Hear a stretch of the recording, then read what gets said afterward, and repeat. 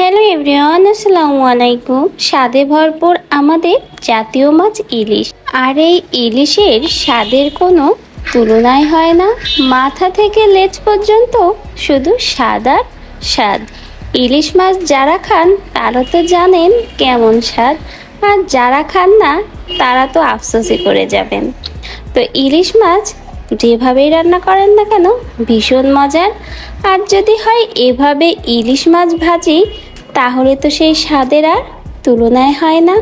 তো কার কার কাছে ইলিশ মাছ ভাজি আমি আজকে যেভাবে ভাজি করেছি ঠিক এইভাবে পছন্দ, অবশ্যই আমার ভিডিওটা দেখে কমেন্টে জানাবেন। মাছটা আজকে ভাজি করব একদম সরিষার তেলে। নিয়েছি একটা ফ্রাই প্যান, গরম করেছি পরিমাণ মতো সরিষার তেলে।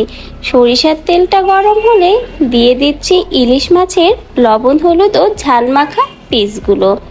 ব্যাস কিছুটা সময় এভাবে রেখে একটা সাইড ভাজা হয়ে গেলে উল্টিয়ে অন্য সাইডটা ভেজে নিব।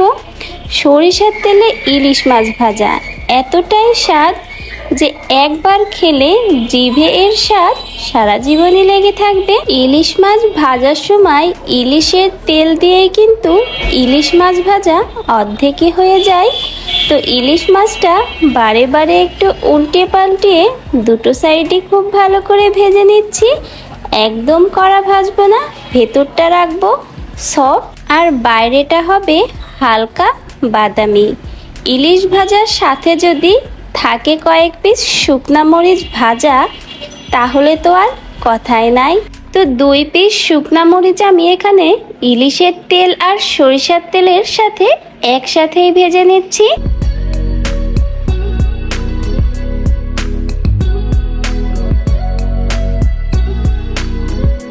দেশের মানুষ বলুন আর বিদেশের মানুষ বলুন, ইলিশ ভাজা কিন্তু সকলেরই একটা পছন্দের রেসিপি। গরম ভাত কিংবা ঠান্ডা পান্তা ভাত, এর সাথে কিন্তু এই ইলিশ ভাজার কোনো তুলনাই হয় না।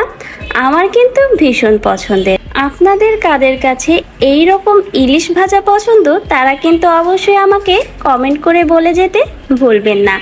আমার রেসিপিটা যদি আপনাদের কাছে খুব বেশি ভালো লাগে, অবশ্যই কিন্তু শেয়ার করবেন এবং লাইক করবেন। এবং যারা আমাকে এখনও সাবস্ক্রাইব করেননি, প্লিজ সাবস্ক্রাইব করে আমার পাশে থেকে যাবেন। সবাই অনেক অনেক ভালো থাকবেন। আল্লাহ হাফেজ।